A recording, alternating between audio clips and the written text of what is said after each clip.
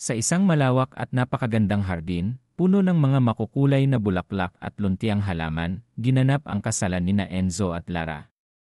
Ang buong lugar ay tila isang paraiso na pinalamutyan ng mga lantern na kumikislap sa hangin at mga arko na binabalot ng mga rosas.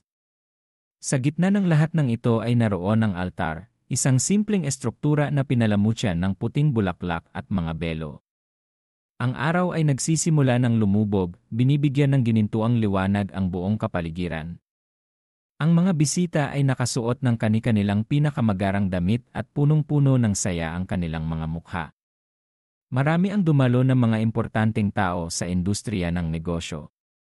Pwede bang tumalikod at tumayo papalayo ito, Manang? Tanong ni Lara na nasa harap ng pinto na papasukan niya para sa grand entrance papasok ng hardin. Hindi kita pipigilan, Lara, pero isipin mo ng gusto ang desisyon na yan, sagot naman ni Pining. Huminga ng malalim si Lara at sa huli ay nagdesisyon na rin. Nagsimulang tumunog ang mga instrumento hanggang sa pumasok na rin si Lara sa hardin kasama si Pining.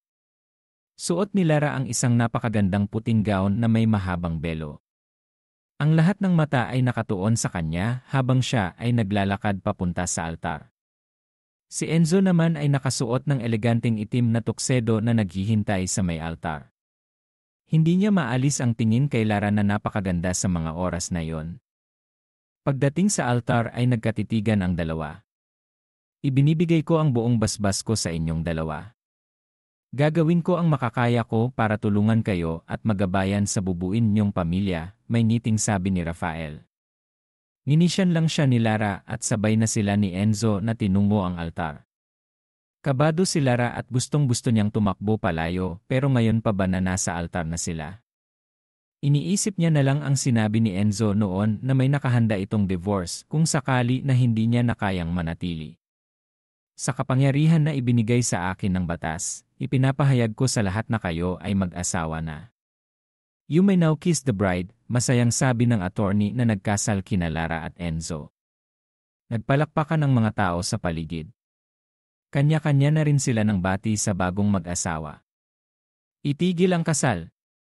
Sigaw ng isang babae na siyang nagpahinto ng lahat. Napunta ang atensyon ng mga tao sa kanya. Sino naman siya? Isa na naman sa mga may gusto sayo. Tanong ni Lara sa katabi na si Enzo. Nanatili naman ang gulat na tingin ni Enzo sa babae. Ashley, matagal ka nang kinalimutan ni Enzo. Umalis ka nang walang paalam noon kaya panindigan mo na yon. Huli ka na rin dahil patapos na ang kasal.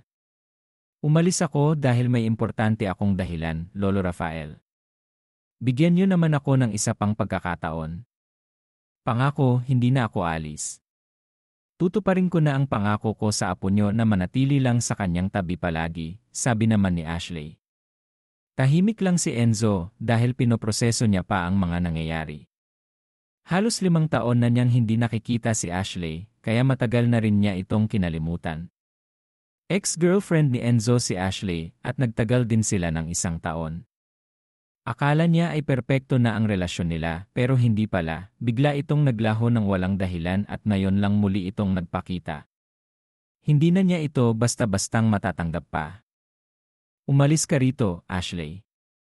Huwag kang manggulo sa araw ng kasal ko, may diin na sabi ni Enzo saka hinawakan ang kamay ni Lara at tinungo nila papunta sa wedding car nila. Sumakay sila roon at si Enzo ang nagmaneho papunta sa wedding reception na gaganapin sa isang magarang resort na malapit lang din sa venue ng kasal. Susunod din naman ang mga bisita nila. Ex-girlfriend mo ba yon? Biglang tanong ni Lara. Hindi naman sumagot si Enzo at nagpatuloy lang sa pagmamaneho habang nasa harap ang atensyon. Mag-expect na naman ba ako ng bagong makakaaway? Mukhang hindi pa nga tapos si Angel sa akin, tapos may Ashley na naman nadadagdag. Gawin mo ang role mo. Bibigyan ka ni Lolo ng 1 milyon bukas kapag nagtagal ka ng 1 taon. Malaki pa sa 1 milyon ang makukuha mo, ha? Teka. Paano mo nalaman na 1 milyon ang offer niya sa akin? Saka, teka, bakit parang feeling ko pinaglalaruan niyo lang ako sa mga offer na binigay niyo? Naguguluhang tanong naman ni Lara. Alam ko dahil sinabi sa akin ni Lolo kahapon. Huwag kang mag-alala, hindi naman kita hinuhusgahan sa pagtanggap mo sa pera lalo na at ibibigay mo ang kalahati sa bahay ampunan na kinalakihan mo. Kailangan rin kita bilang asawa ko dahil may malaking client ang kumpanya ko na makikipag-partnership lang sa akin kapag nakapag-asawa ako. Sa mundo ng business, para diskartehan. Madalas din ang naghahanap ng family-oriented na partner ang karamihan sa businessman. Medyo naliwanagan naman ng kaunti si Lara sa sinabi ni Enzo. Unti-unti niyang nakukuha ang rason kung bakit tinanggap ni Enzo ang proposal niya kahit hindi pa siya kilala nito noon. Hindi mo pa rin ba masasagot ang tanong ko kung bakit sa lahat ng babae ay ako ang napili ng lolo mo?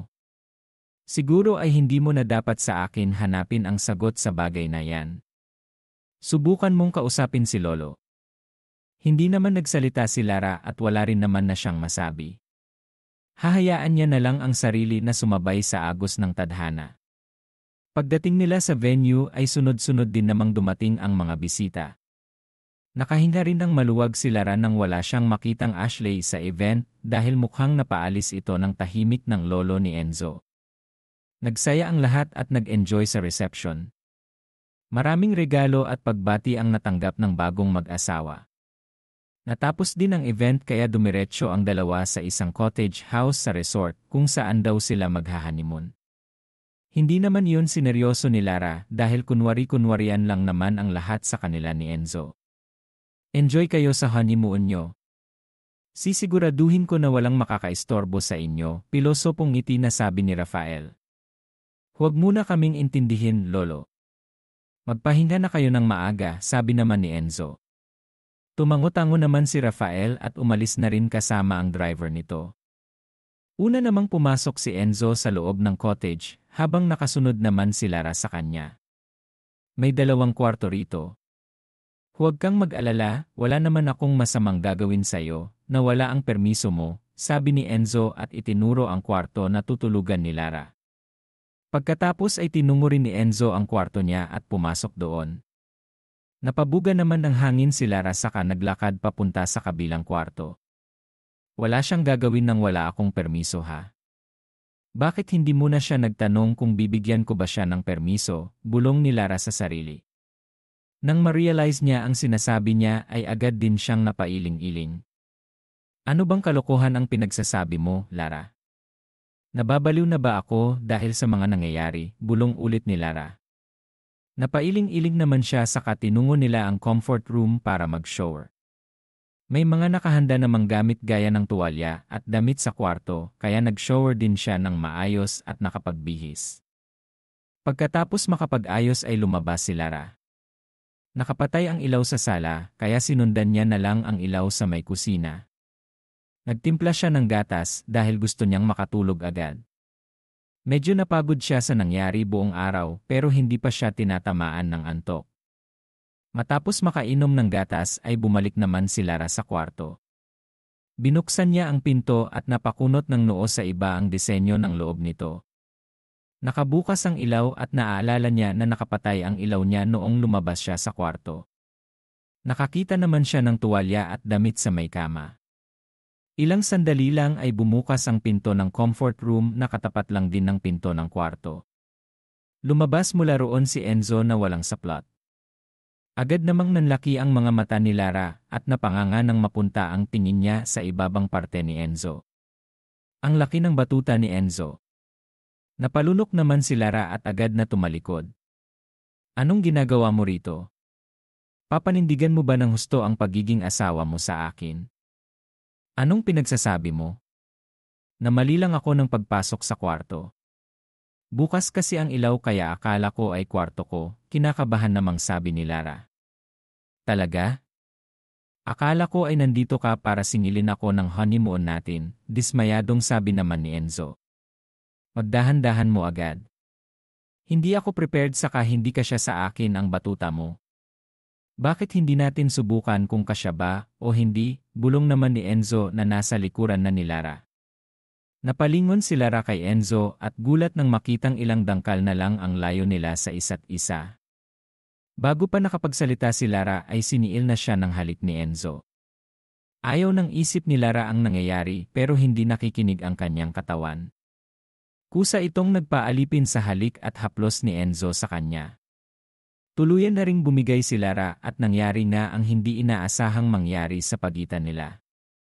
Kinaumagahan, nagising si Lara mula sa sinag ng araw na nagmumula sa bintana ng kwarto. Dahan-dahan naman siyang umupo sa kama at ramdam na ramdam niya ang sakit ng buong katawan niya, lalo na sa ibabang parte. Inikot niya ang tingin sa paligid at unti-unting naaalala ang mga nangyari. Napahilamos naman siya sa mukha gamit ang palad at hindi alam kung ano ang gagawin.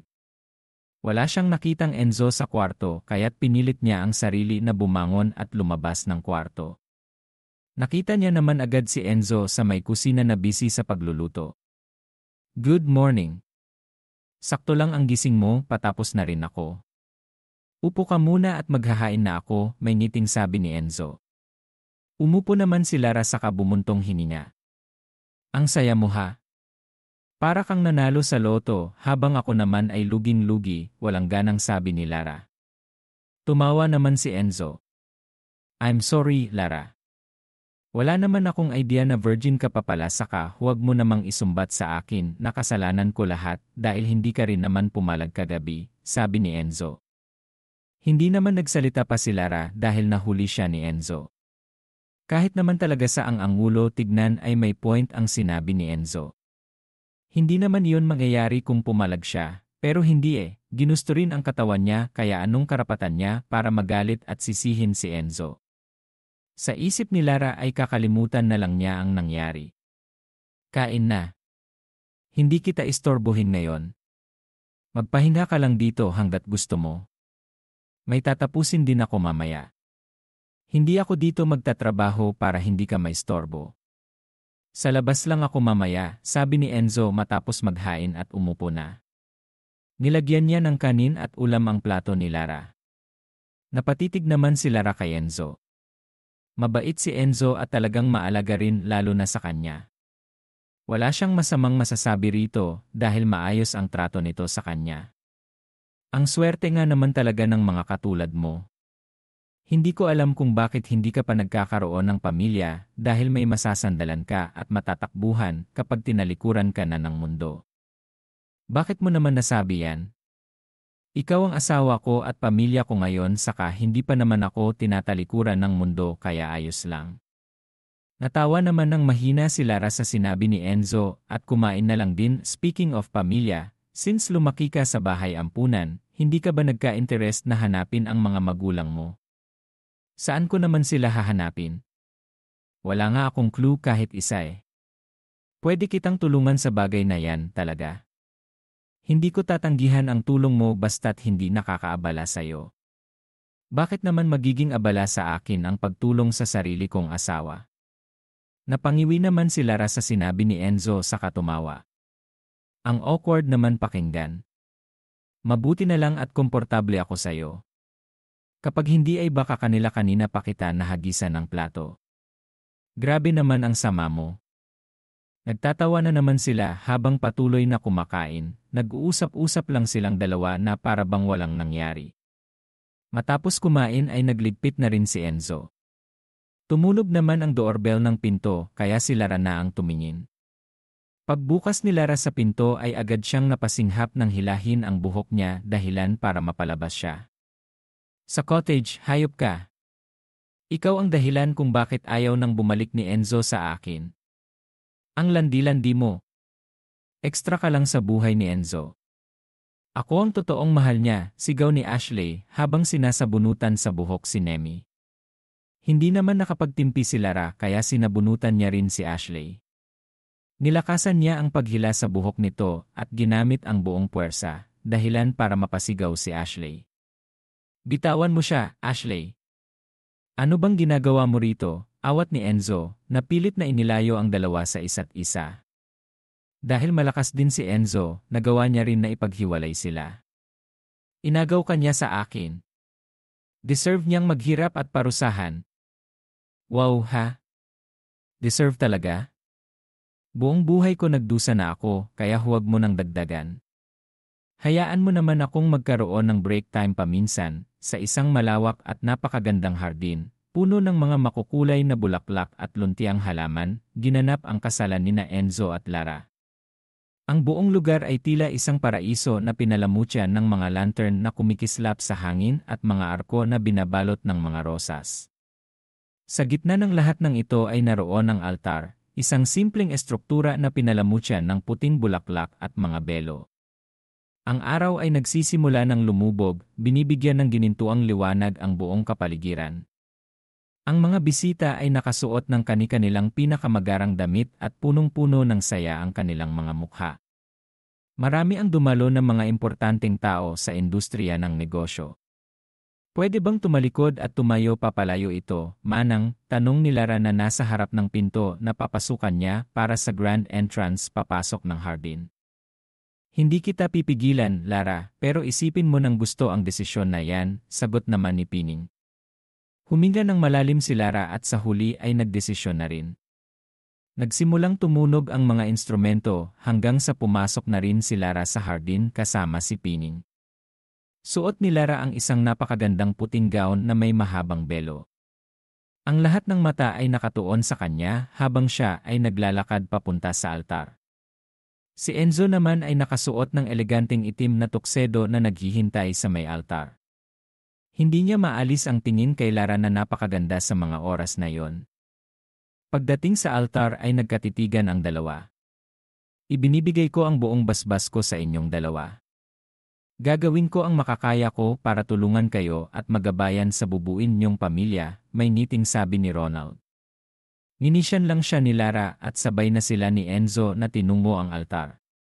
Kabado si Lara at gustong-gusto niyang tumakbo palayo pero ngayon pa ba na nasa altar na sila? Iniisip niya na lang ang sinabi ni Enzo noon na may nakahanda itong divorce kung sakali na hindi niya na kayang manatili. Sa kapangyarihan na ibinigay sa akin ng batas, ipinapahayag ko sa lahat na kayo ay mag-asawa na. You may now kiss the bride, masayang sabi ng attorney na nagkasal kina Lara at Enzo. Nagpalakpakan ang mga tao sa paligid. Kanya-kanya na rin sila ng bati sa bagong mag-asawa. Itigil ang kasal. Sigaw ng isang babae na siyang nagpahinto ng lahat. Napunta ang atensyon ng mga tao sa kanya. Sino naman siya? Isa na naman sa mga may gusto sayo. Tanong ni Lara sa katabi na si Enzo. Nanatili naman ang gulat na tingin ni Enzo sa babae. Enzo, nakabalik na ako. Hindi ba't nangako ako na babalik ako? Bakit mo ako Bakit hindi mo ako hinintay? Sabi ng babae habang lumalapit kay Enzo. Nakarinig naman sila ng bulong-bulungan sa paligid. Ashley, matagal ka nang kinalimutan ni Enzo. Umalis ka nang walang paalam noon kaya panindigan mo na yon. Huli ka na rin dahil patapos na ang kasal. Umalis ako dahil may importante akong dahilan, Lolo Ronald. Bigyan niyo naman ako ng isa pang pagkakataon. Pangako, hindi na ako alis. Tutuparin ko na ang pangako ko sa apo niyo na manatili lang sa kanyang tabi palagi, sabi naman ni Ashley. Tahimik lang si Enzo dahil pinoproseso niya pa ang mga nangyayari. Halos 5 taon na niyang hindi nakikita si Ashley, kaya matagal na rin niya itong kinalimutan. Ex-girlfriend ni Enzo si Ashley at nagtagal din sila ng 1 taon. Akala niya ay perpekto na ang relasyon nila pero hindi pala, bigla itong naglaho ng walang dahilan at ngayon lang muli itong nagpakita. Hindi na niya ito basta-bastang matatanggap pa. Umalis ka rito, Ashley. Huwag kang manggulo sa araw ng kasal ko, may diin na sabi ni Enzo saka hinawakan ang kamay ni Lara at tinungo nila papunta sa wedding car nila. Sumakay sila roon at si Enzo ang nagmaneho papunta sa wedding reception na gaganapin sa isang magarang resort na malapit lang din sa venue ng kasal. Susunod din naman ang mga bisita nila. Ex-girlfriend mo ba yon? Biglang tanong ni Lara. Hindi naman sumagot si Enzo at nagpatuloy lang sa pagmamaneho habang nasa harap ang atensyon. Mag-expect na naman ba ako ng bagong makakaaway? Mukhang hindi pang tapos si Angel sa akin, tapos may Ashley na naman nadadagdag. Gawin mo ang role mo. Bibigyan ka ni Lolo ng 1 milyon bukas kapag nagtagal ka ng 1 taon. Malaki pa sa 1-0 milyon ang makukuha mo ha. Teka, paano mo nalaman na 1-0 milyon ang offer niya sa akin? Saka, teka, bakit parang feeling ko pinaglalaruan niyo lang ako sa mga offer na binigay niyo? Naguguluhang tanong naman ni Lara. Alam ko dahil sinabi sa akin ni Lolo kahapon. Huwag kang mag-alala, hindi naman kita hinuhusgahan sa pagtanggap mo sa pera lalo na at ibibigay mo ang kalahati sa bahay ampunan na kinalakihan mo. Kailangan rin kita bilang asawa ko dahil may malaking client ang kumpanya ko na makikipag-partnership lang sa akin kapag nakapag-asawa ako. Sa mundo ng business para diskartehan. Madalas din ang naghahanap ng family-oriented na partner ang karamihan sa businessman. Medyo naliwanagan naman ng kaunti si Lara sa sinabi ni Enzo. Unti-unti niyang nakukuha ang rason kung bakit tinanggap ni Enzo ang proposal niya kahit hindi pa siya kilala nito noon. Hindi mo pa rin ba masasagot ang tanong ko kung bakit sa lahat ng babae ay ako ang napili ng lolo mo? Siguro ay hindi mo na dapat sa akin hanapin ang sagot sa bagay na yan. Subukan mong kausapin si Lolo. Hindi naman nagsalita si Lara at wala rin naman na siyang masabi. Hahayaan niya na lang ang sarili na sumabay sa agos ng tadhana. Pagdating nila sa venue ay sunod-sunod din namang dumating ang mga bisita. Nakahinga rin ng maluwag si Lara nang wala siyang makitang Ashley sa event dahil mukhang napaalis ito ng tahimik ng lolo ni Enzo. Nagsaya ang lahat at nag-enjoy sa reception. Maraming regalo at pagbati ang natanggap ng bagong mag-asawa. Natapos din ang event kaya dumiretso ang dalawa sa isang cottage house sa resort kung saan daw sila maghahanimon. Hindi naman yun sineryoso ni Lara dahil kunwari-kunwarian lang naman ang lahat sa kanila ni Enzo. Enjoy kayo sa honeymoon nyo. Sisiguraduhin ko na walang makakaistorbo sa inyo, pilosopong ngiti na sabi ni Ronald. Huwag muna kaming intindihin, Lolo. Magpahinga na kayo ng maaga, sabi naman ni Enzo. Tumango-tango naman si Ronald at umalis na rin kasama ang driver nito. Una namang pumasok si Enzo sa loob ng cottage habang nakasunod naman si Lara sa kanya. May 2 kwarto rito. Huwag kang mag-alala, wala naman akong masamang gagawin sa'yo, na wala ang permiso mo, sabi ni Enzo at itinuro ang kwarto na tutulugan ni Lara. Pagkatapos ay tinungo rin ni Enzo ang kwarto niya at pumasok doon. Napabuga naman ng hangin si Lara saka naglakad papunta sa kabilang kwarto. Wala siyang gagawin nang wala akong permiso ha. Bakit hindi muna siya nagtanong kung bibigyan ko ba siya ng permiso, bulong ni Lara sa sarili. Nang ma-realize niya ang sinasabi niya ay agad din siyang napailing-iling. Ano bang kalokohan ang pinagsasabi mo, Lara? Nababaliw na ba ako dahil sa mga nangyayari, bulong ulit ni Lara. Napailing-iling naman siya saka tinungo nila ang comfort room para mag-shower. May mga nakahanda namang gamit gaya ng tuwalya at damit sa kwarto kaya nag-shower din siya ng maayos at nakapagbihis. Pagkatapos makapag-ayos ay lumabas si Lara. Nakapatay ang ilaw sa sala kaya sinundan niya na lang ang ilaw sa may kusina. Nagtimpla siya ng gatas dahil gusto niyang makatulog agad. Medyo napagod siya sa nangyari buong araw pero hindi pa siya tinatamaan ng antok. Matapos makainom ng gatas ay bumalik naman si Lara sa kwarto. Binuksan niya ang pinto at napakunot ng noo sa iba ang disenyo ng loob nito. Nakabukas ang ilaw at naaalala niya na nakapatay ang ilaw niya noong lumabas siya sa kwarto. Nakakita naman siya ng tuwalya at damit sa may kama. Ilang sandali lang ay bumukas ang pinto ng comfort room na katapat lang din ng pinto ng kwarto. Lumabas mula roon si Enzo na walang saplot. Agad namang nanlaki ang mga mata ni Lara at napanganga nang mapunta ang tingin niya sa ibabang parte ni Enzo. Ang laki ng batuta ni Enzo. Napalunok naman si Lara at agad na tumalikod. Anong ginagawa mo rito? Papanindigan mo ba ng husto ang pagiging asawa mo sa akin? Anong pinagsasabi mo? Namali lang ako ng pagpasok sa kwarto. Bukas kasi ang ilaw kaya akala ko ay kwarto ko, kinakabahan namang sabi ni Lara. Talaga? Akala ko ay nandito ka para singilin ako ng honeymoon natin, dismayadong sabi naman ni Enzo. Magdahan-dahan mo agad. Hindi ako prepared saka hindi ka siya sa akin ang batuta mo. Bakit hindi natin subukan kung kasya ba o hindi? Bulong naman ni Enzo na nasa likuran na ni Lara.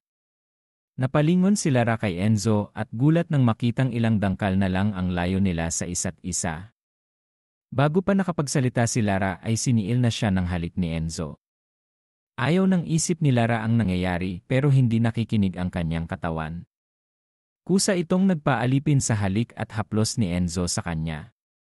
Tuluyan na ring bumigay si Lara at nangyari na ang hindi inaasahang mangyari sa pagitan nila. Kinaumagahan, nagising si Lara mula sa sinag ng araw na nagmumula sa bintana ng kwarto. Dahan-dahan naman siyang umupo sa kama at ramdam na ramdam niya ang sakit ng buong katawan niya, lalo na sa ibabang parte. Inikot niya ang tingin sa paligid at unti-unting naalala ang mga nangyari. Napahilamos naman siya sa mukha gamit ang palad at hindi alam kung ano ang gagawin.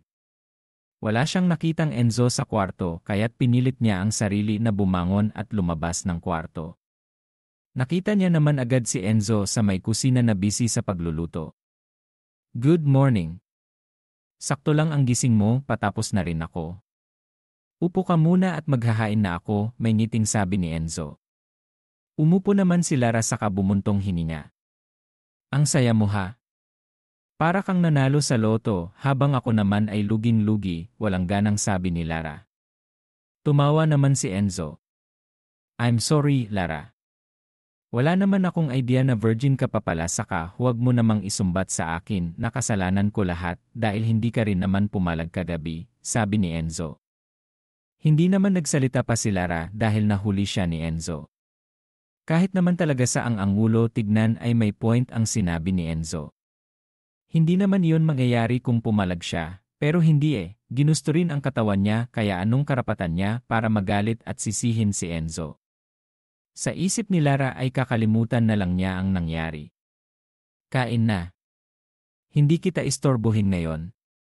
Magpahinga ka lang dito hanggat gusto mo. May tatapusin din ako mamaya. Hindi ako dito magtatrabaho para hindi ka maistorbo.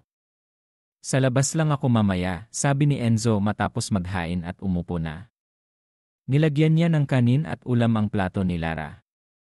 Napatitig naman si Lara kay Enzo. Mabait si Enzo at talagang maalaga rin lalo na sa kanya. Wala siyang masamang masasabi rito dahil maayos ang trato nito sa kanya. "Ang swerte nga naman talaga ng mga katulad mo. Hindi ko alam kung bakit hindi ka pa nagkakaroon ng pamilya dahil may masasandalan ka at matatakbuhan kapag tinalikuran ka na ng mundo. Bakit mo naman nasabi yan? Ikaw ang asawa ko at pamilya ko ngayon saka hindi pa naman ako tinatalikuran ng mundo kaya ayos lang."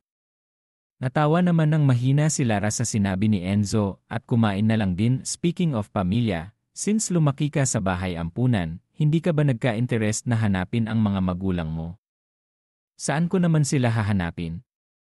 Wala nga akong clue kahit isa Pwede kitang tulungan sa bagay na yan talaga.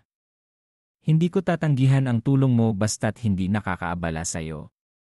Bakit naman magiging abala sa akin ang pagtulong sa sarili kong asawa?"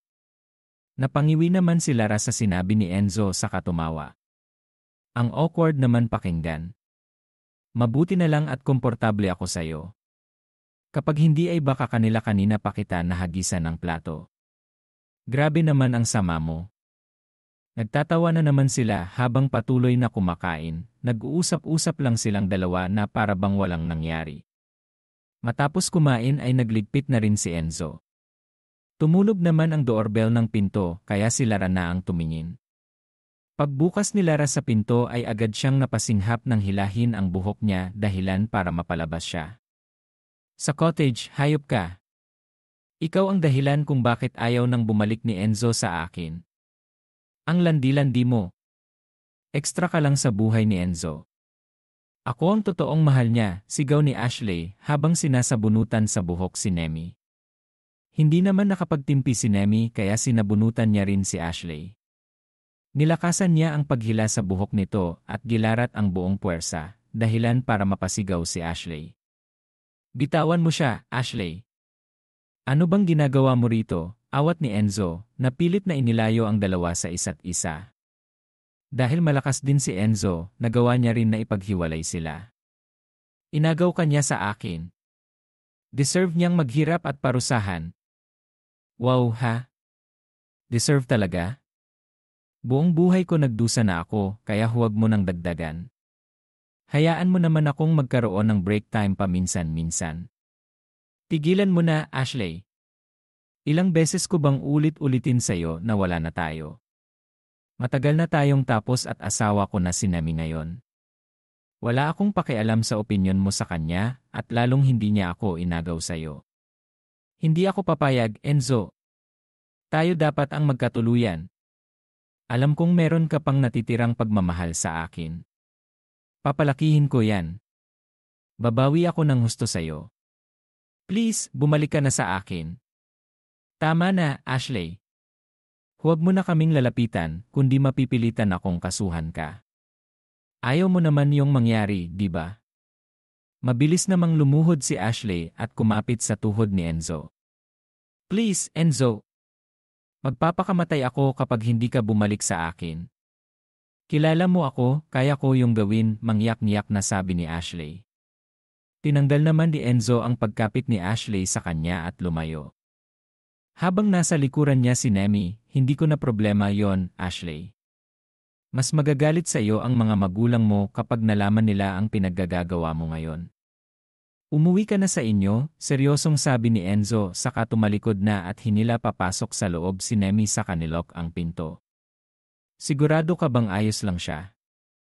Baka tutuhanin niya ang sinasabi niya na magpapakamatay siya, sabi ni Nemi pagpasok nila sa loob. Kilala ko siya. Hindi niya gagawin yon, sabi naman ni Enzo. Hindi naman nagsalita pa si Nemi at kinalma na lang ang sarili. Napahimas siya sa ulo dahil sa sabunot ni Ashley. Ikalawang beses na niyang masabunutan. May pangatlo pa kaya? Sana naman ay hindi matanggal ang buhok niya sa susunod na sabunot, sa isip-isip ni Nemi. Dito ka na muna at huwag kang lalabas at magpahinga ka muna. Magtatrabaho lang ako sa labas saka kakausapin ko na rin si Ashley. Tawagan mo na lang ako kapag may problema, tugon ni Enzo. Tumango-tango naman si Nemi at tuluyan na ring umalis si Enzo at naiwan siya sa cottage. Tinungo rin ni Nemi ang kwarto at inaliw ang sarili sa pagbabasa ng libro o kaya ay panonood sa sala ng telebisyon. Mabilis na lumipas ang oras hanggang sa sumapit na ang gabi. Panay naman ang hintay ni Nemi kay Enzo dahil naghanda siya ng hapunan para sabay na silang kumain. Sinubukan namang tawagan ni Nemi ang cellphone number ni Enzo pero unattended ito. Naghintay pa ng ilang minuto si Nemi hanggang sa may natanggap siyang mensahe sa cellphone. Nasaan ka? Tanong ni Nemi nang makita na isinend ni Enzo ang location niya kay Nemi. Malapit lang ang location kaya nagdesisyon naman si Nemi na sundan ito dahil baka importante o baka may mangyari na hindi maganda kay Enzo. Naglakad lang si Nemi habang sinusundan ang location ni Enzo. Narating niya naman ang dulo ng resort pero may mga tao pa naman sa paligid kahit papaano kaya hindi rin nakaramdam ng takot si Nemi. Dinala siya ng mga paa niya sa isang kotse na nakapark sa gilid ng kalsada. Agad niya namang nakilala ang kotse. Kotse ito ni Enzo kaya agad niyang nilapitan at sinuri ang loob. Nagulat naman siya nang makita sa loob si Enzo na may kahalikan na babae. Nakaramdam si Nemi ng galit at pagkainis pero pinakalma niya ang sarili dahil kahit kasal sila ay wala siyang karapatan na magalit o magselos dahil kunwari lang ang lahat. Kahit ganon ay kailangan niya pa rin na maliwanagan kaya kinatok niya ang bintana ng kotse dahilan para mapahinto ang dalawa sa loob. Binaba naman ng babae ang bintana ng kotse at dumungaw kay Nemi. Napatawa naman ng sarkastiko si Nemi nang makilala ang babae. Si Ashley pala ito. Umikot siya sa kabila at binuksan ang pinto ng kotse. Nakita niya naman si Enzo na nakapikit kaya nilapitan niya ito sa mukha. Nilasing mo ba siya para makascore ka sa kanya? Ano, success ba o hindi? Nabanggit niya ba ang pangalan ko habang nagkahalikan kayo? Nakangising tanong ni Nemi kay Ashley. How dare you? Ang kapal ng mukha mo. Ginusto ni Enzo ang nangyari sa amin ngayon. Mabuti pa ay bumalik ka na sa kung saang basura ka galing dahil babalik din si Enzo sa akin, galit na sabi ni Ashley. Gusto niyang sabunutan ulit si Nemi pero kinokontrol niya ang sarili niya para hindi ito makahalata na totoo ang mga sinasabi nito. Pangalan niya ni Nemi ang binabanggit ni Enzo habang naghahalikan sila at napakasakit iyon sa kanyang parte, lalo na at mukhang nahuhulog na nga si Enzo kay Nemi. Good for you kung babalik siya sa'yo. Hindi ko naman pinipilit ang sarili ko kay Enzo. Ashley, hindi ka ba napapagod sa ginagawa mo? Well, do your best, hindi ko naman pipigilan si Enzo kung babalik siya sa'yo pero huwag mo naman akong awayin. Kayo ang mag-usap ni Enzo. Huwag mo akong idamay kung ayaw niya sa'yo, kalmado namang sabi ni Nemi. Tinapik naman ni Nemi ang mukha ni Enzo pero nakapikit pa rin ito. Sinara na lang niya ang pinto ng kotse at pumunta sa side ni Ashley kung nasaan ang driver's seat. Binuksan niya ang pinto at buong lakas na hinila palabas roon si Ashley. Hindi naman nakapagpalag si Ashley dahil sa gulat. Bukas niyo na lang ulit ipagpatuloy ang naudlot niyong pag-uusap. Knockdown na ang kasama mo kaya saka na ulit kapag nahimasmasan na siya, sabi ni Nemi saka pumasok sa kotse at sinara ito. Pinaandar niya ang kotse at iniwan ang nakatayong si Ashley sa tabi ng kalsada. Marunong mag-drive si Nemi dahil minsan na rin siyang naging driver noon para kumita. Pinarada ni Nemi ang kotse sa gilid ng cottage dahil may isang parking area ang bawat cottage. Lumabas si Nemi sa kotse at hinayaan si Enzo sa loob dahil mahimbing itong natutulog. Pumasok siya sa cottage at kumain ng hapunan saka tinungo ang kwarto para makapagpahinga dahil gulong-gulo ang isip niya. Unti-unti niyang napagtanto na nahuhulog na siya kay Enzo. Akala niya ay wala lang dahil komportable lang siya sa presensya nito pero hindi. Galit na galit siya kay Ashley. Gusto niya itong sabunutan hanggang sa maubos ang buhok nito. Kinabukasan, maagang nagising si Nemi. Bumungad naman sa kanya si Enzo na nasa kusina at nagkakape. Kumusta ang tulog? Nakalimutan mo ba ang nangyari sa iyo kagabi? Sarkastikong tanong ni Nemi. Good morning, Nemi.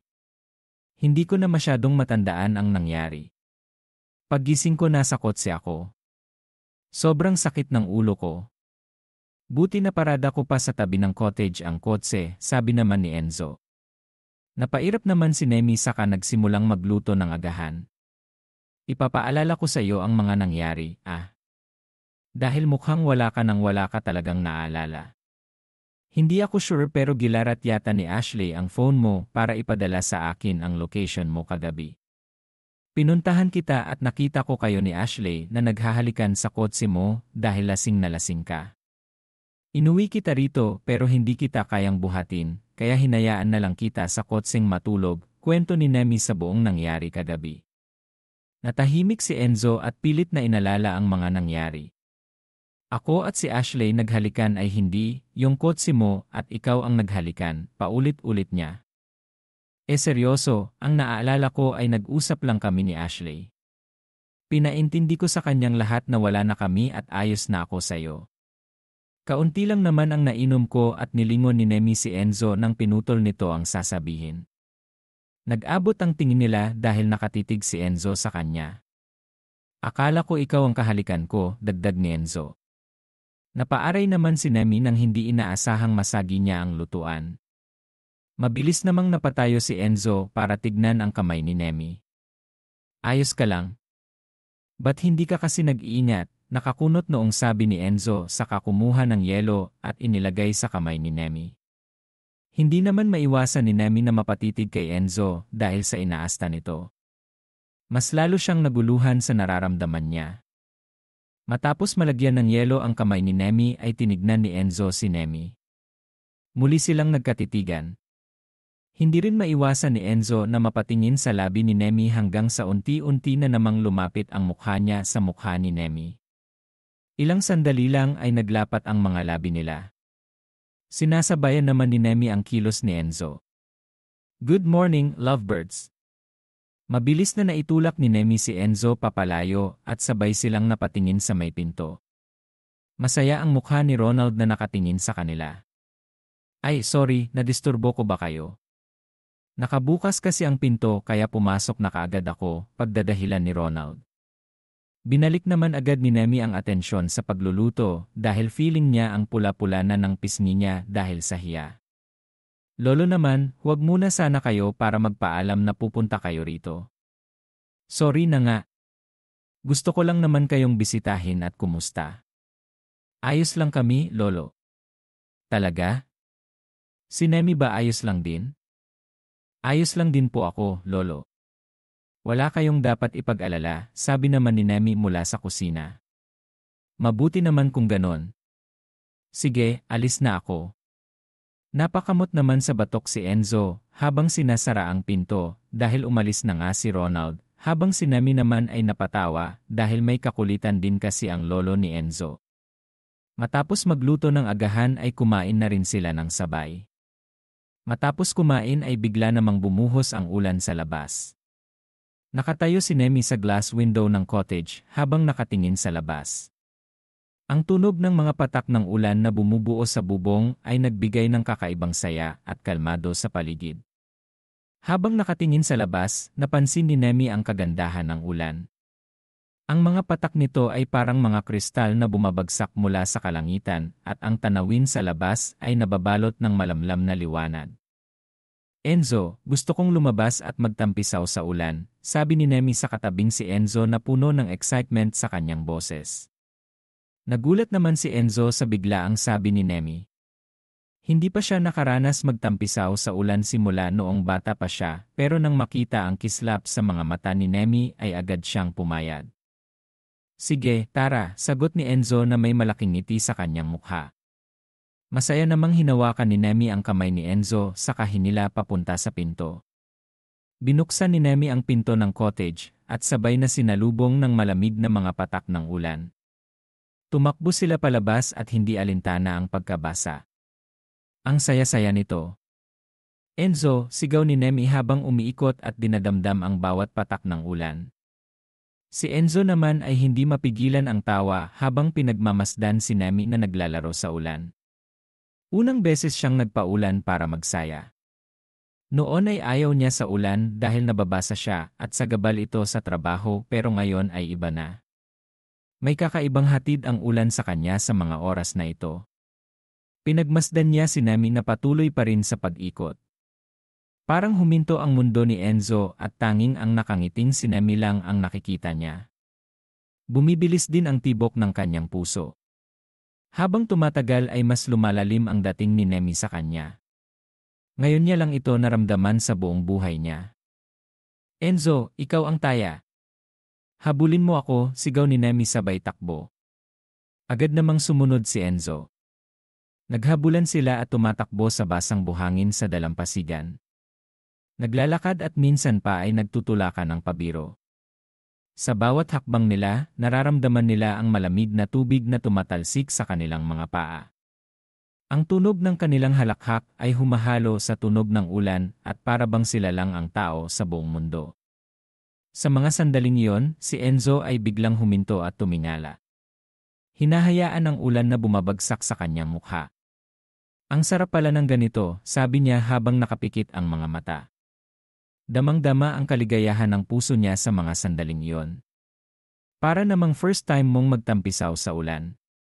First time ba? Natatawang tanong ni Nemi.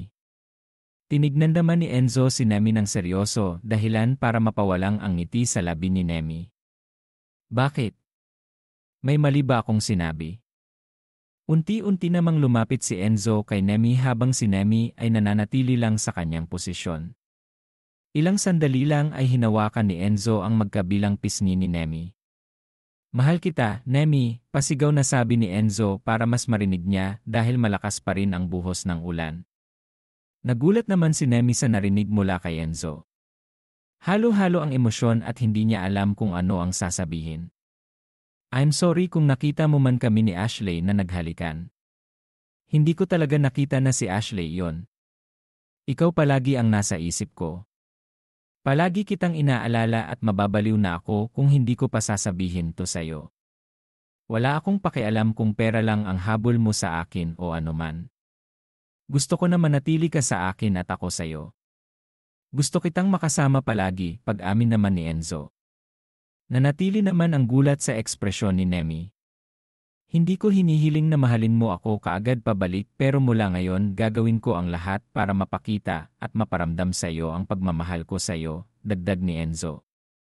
Ilang sandali lang ay naramdaman ni Nemi ang paglapat ng labi ni Enzo sa labi niya. Napapikit naman si Nemi at ginantihan ang halik ni Enzo.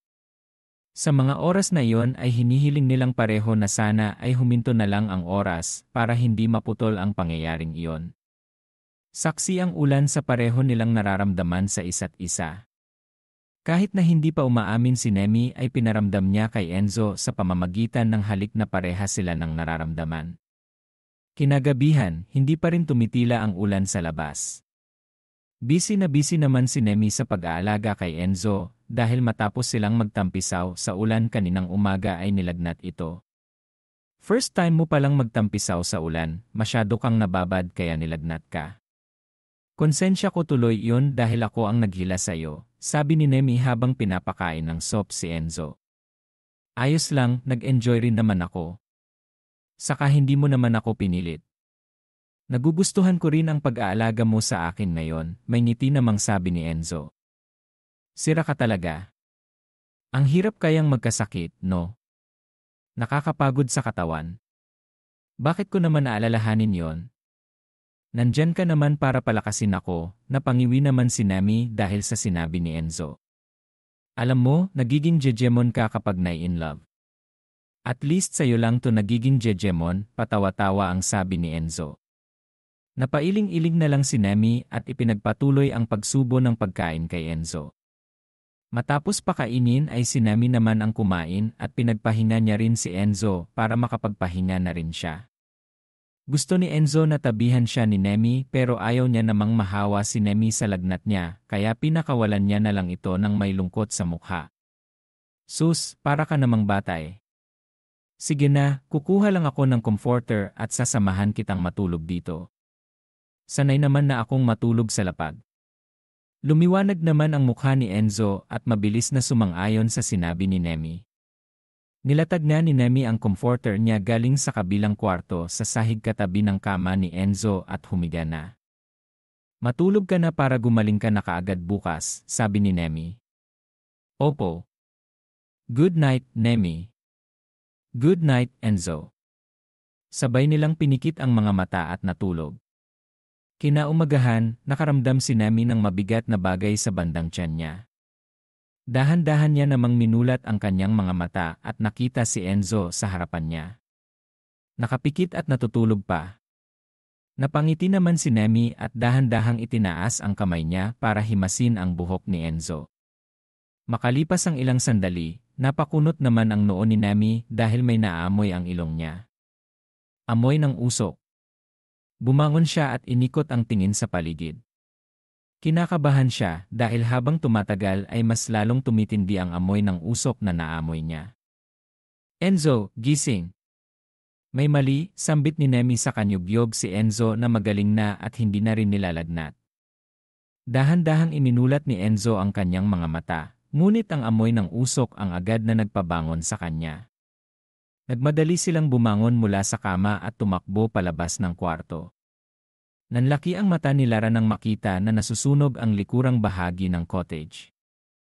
Nang pinihit ni Enzo ang pinto, nabatid niya na hindi niya mabuksan.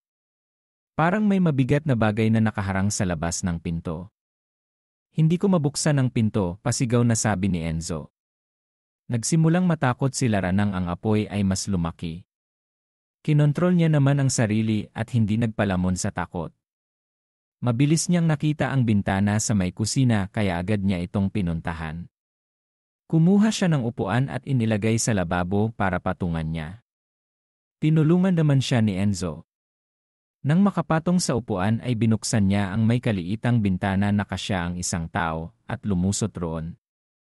Medyo mataas ang tatalunan sa kabila, pero mas nanaig ang tapang ni Lara na tumalon, lalo na at nakasunod pa sa kanya si Enzo.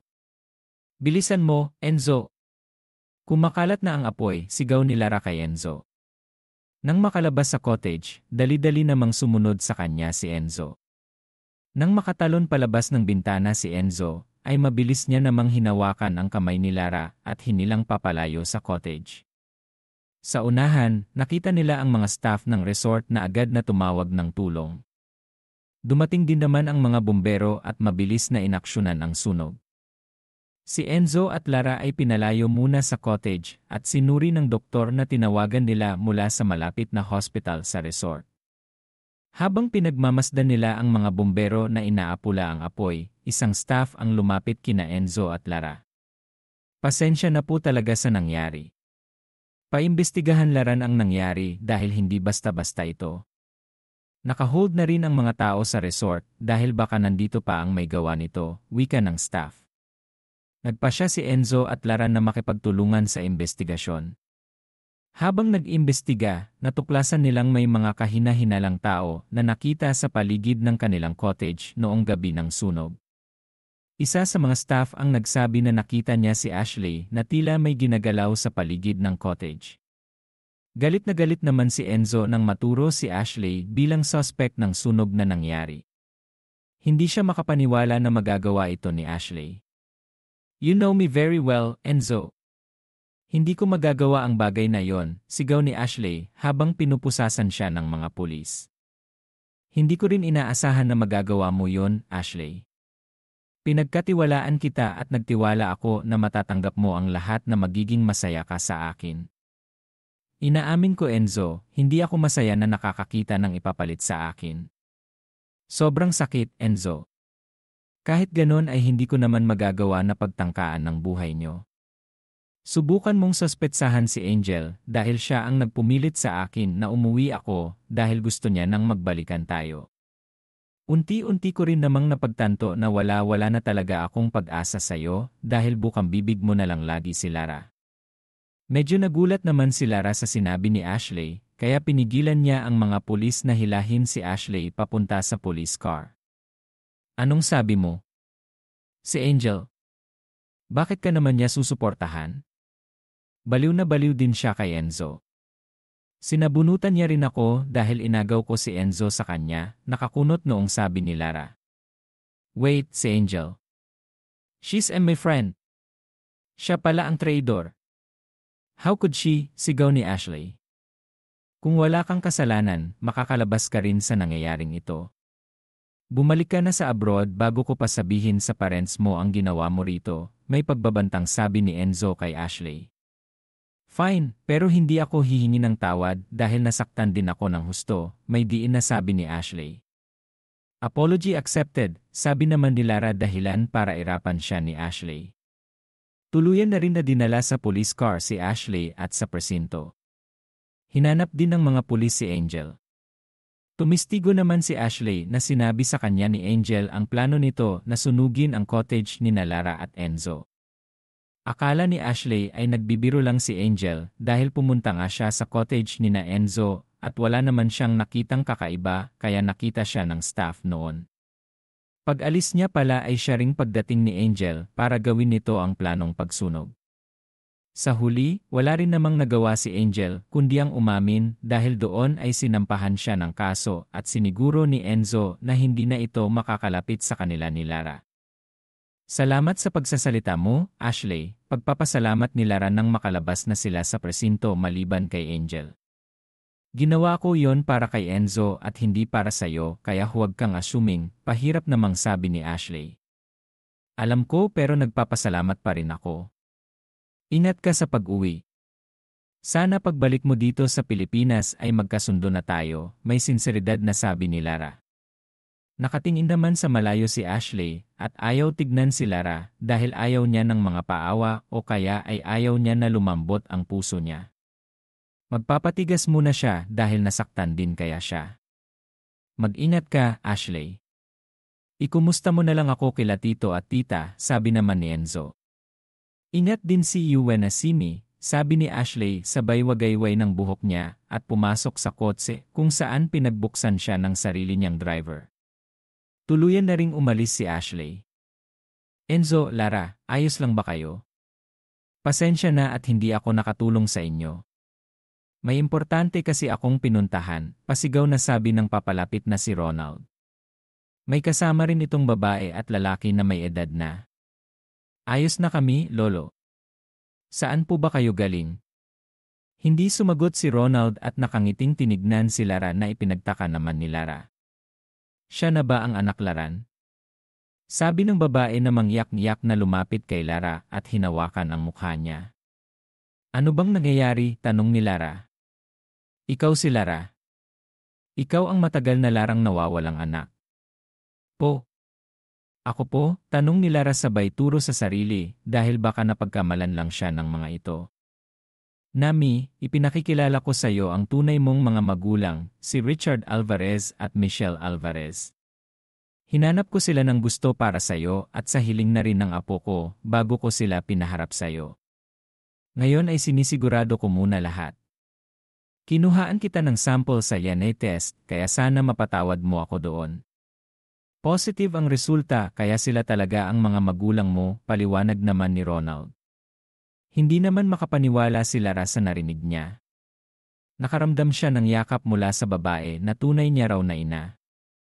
Ang daming tanong na bumuo sa isip niya na kailangan ng sagot. Halo-halo ang emosyon niya at hindi na malayan ang pagtulo ng luha mula sa kanyang mga mata. Patawarin mo sana kami, anak.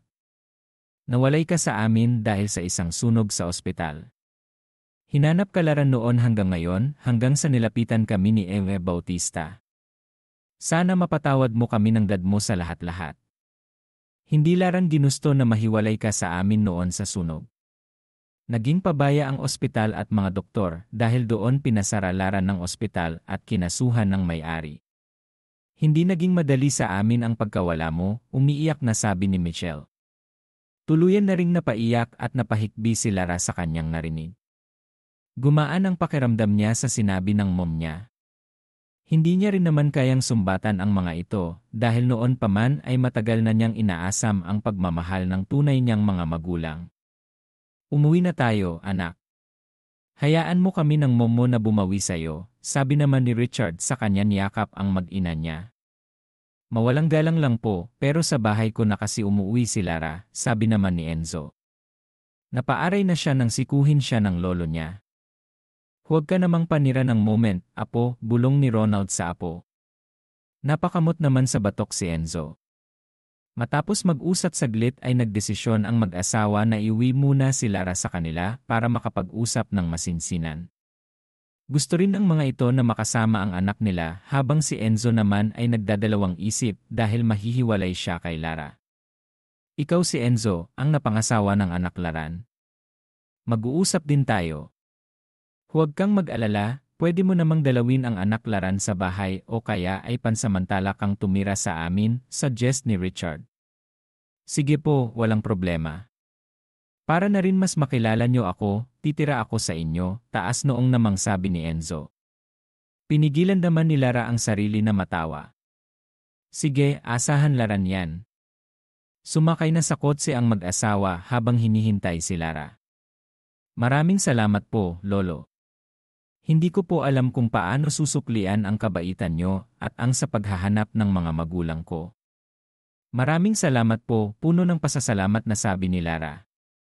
Nasuklian mo na iha dahil sa iyo nagbago ng husto ang apo ko, mabuting pagbabago.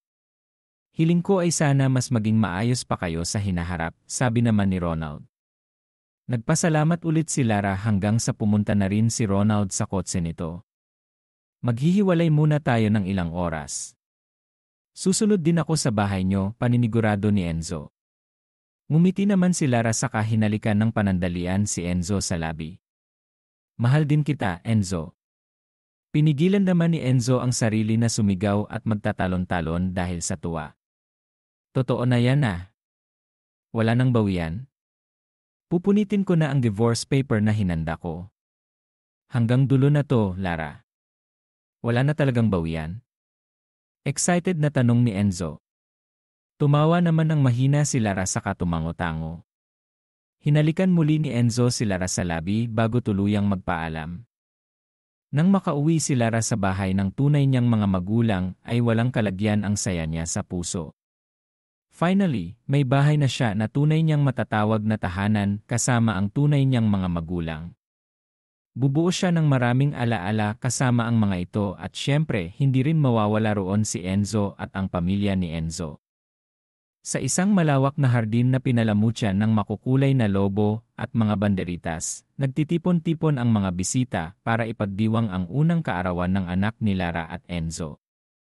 Ang araw ay maliwanag, puno ng kaligayahan at kasiyahan. Sa gitna ng lahat ng ito ay ang celebrant, isang cute na batang lalaki na nakasuot ng isang maliit na suit na masayang naglalaro kasama ang kanyang mga batang kaibigan. Si Ronald at Richard ay masayang nag-uusap sa isang tabi, pinagmamasdan ang kanilang apo na si Enzo na tumatawa at naglalaro. Si Michelle naman ay abala sa pakikipag-usap sa mga bisita, nagkukwento tungkol sa mga kaibig-ibig na kilos ng kanyang apo. Ang kanilang pamilya ay puno ng saya at pagmamahalan. Naku! Ang bilis ng panahon. Parang kailan lang karga-karga ko pa ito, sabi ni Ronald habang kinikiliti ang kanyang apo. Ngayon heto na, naglalakad na at nakikipaglaro. Tumawa si Lolo Richard at sumagot, "Nga, Ronald. Napakabilis talaga." Napakamasayahing bata ni Enzo mana sa kanyang mga magulang. Samantala, si Lara at Enzo ay abala sa pag-aasikaso ng mga bisita, ngunit hindi nawawala ang kanilang mga mata sa kanilang anak. Makikita sa kanilang mukha ang saya at pagmamalaki habang pinagmamasdan ang kanilang anak na lumalaki. "Manang Esther, maraming salamat po sa lahat ng tulong nyo," sabi ni Lara habang niyakap si Manang Pining. "Hindi po laran to magagawa nang wala kayo." "Naku, wala yun hiya," sagot ni Manang Pining na napapaluha sa tuwa. "Mahal na mahal ko si Enzo parang apo ko na rin siya." Habang nagpatuloy ang selebrasyon, nagkaroon ng mga palaro sa mga bata tulad ng pabitin at palaro ng mga lobo. Tuwang-tuwa ang mga bata sa mga premyo at mga candy. Hindi rin nagpahuli ang mga matatanda sa pakikipagkwentuhan at pagtatawanan. Nang magtanghalian, inilabas na ang malaking birthday cake na may design na paborito ni Enzo mga hugis kotse at mga makukulay na Legos. Sama-samang kumanta ang lahat ng happy birthday habang pinupunit ni Enzo ang AC mula sa cake. "May kawi Enzo sabi ni Lara habang tinutulungan ang anak na hipan ang kandila. Pagkatapos ng kantahan at wish, pinagsaluhan ng lahat ang masasarap na pagkain.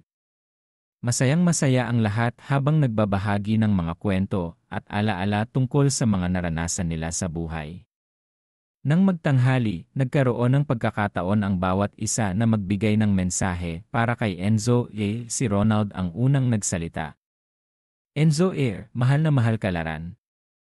Lagi kaming nandito para sa'yo. Lumaki ka sana na mabait at masunurin tulad ng mga magulang mo." Sumunod naman si Michelle. "Napakaswerte laran na nagkaroon ng apo na katulad mo. Palagi mong tandaan na mahal ka laran." Habang nagpapatuloy ang mga mensahe, hindi mapigilan ni Lara ang mapaluha sa tuwa. Ang unang kaarawan ng kanilang anak ay naging isang selebrasyon na puno ng pagmamahalan at kasiyahan. Isang araw na hinding-hindi nila makakalimutan. Sa pagtatapos ng araw, habang isa-isang umaalis ang mga bisita, naramdaman ni Lara at Enzo ang pagod, pero sa kabila nito ay mas naramdaman naman nila ang kaligayahan sa successful na celebration. Nakita nila si Enzo na masayang-masaya habang nilalaro ang mga lobo kasama si Manang Pining. "Ang saya ng araw na to," sabi ni Lara kay Enzo habang nakatingin sa ilang tao na binayaran nila para maglinis dahil sa may malaking sala ginanap ang selebrasyon sa sariling bahay ni Lara at Enzo. "Mahal. Ang ganda ng unang kaarawan ni Enzo akalain mo. Unang birthday pero regalo ni na mom and dad sa apo nila ay savings para sa future niya na naglalaman ng milyon, mga 1-0 milyon yata yon. Siyempre ano pa ba ang aasahan mo sa dad mo na international businessman? Baka sa susunod ay kumpanya na ang ibigay nila," natatawaring nasbi ni Enzo. Speaking of susunod, sabi ni Lara saka may kinuha sa gilid na isang box at binigay kay Enzo. Napakunot naman ang noo ni Enzo sa kadahilanan. Binuksan niya ang box, nagulat si Enzo sa nakita niya at tumingin kay Lara. Nagbalik-balik ang tingin niya sa box at sa nakangiting mukha ni Lara. "Seryoso ba to? Magiging daddy ulit ako?" excited na tanong ni Enzo. Agad namang tumango-tango si Lara. Napatalo naman sa tuwa si Enzo at mabilis na tumakbo kung nasaan ang mga magulang ni Lara, si Ronald at Manang Pining para sabihin ang magandang balita. Masayang-masaya naman si Lara sa reaksyon ni Enzo. Nakabalik din si Enzo sa pwesto nito kanina. Salamat Nami, maraming salamat sa lahat-lahat. Mahal na mahal kita, masayang sabi naman ni Enzo. Bago pa makapagsalita si Lara ay hinalikan na siya ni Enzo sa labi. Napangiti naman ang lihim si Lara kung gaano siya nagdusa at naghirap noon, kabaligtaran naman ito ngayon. Hindi siya nagsisi sa mga desisyong ginawa niya noon at sa mga karanasan niya, dahil kung papipiliin siya ginoong desisyon pa rin ang gagawin niya para mapunta sa sitwasyon niya ngayon. Akala niya ay sobrang malas na niya pero hindi pala ganoon palagi naging maswerte din naman siya sa dulo. Hindi pa dito natatapos ang lahat.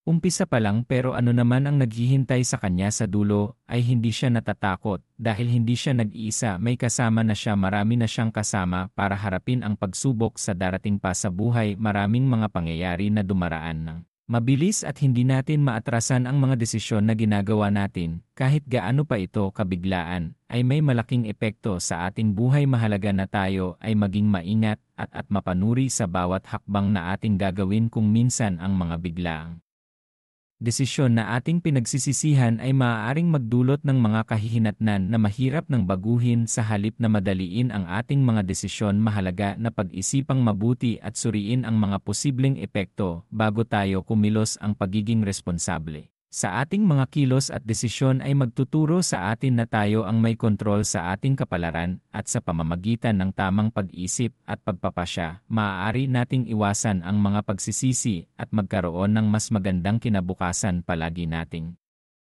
tatandaan na ang buhay ay swertehan lang, kailangan mo pa rin na pangatawanan ang mga desisyon mo, malan ito o tama wakas.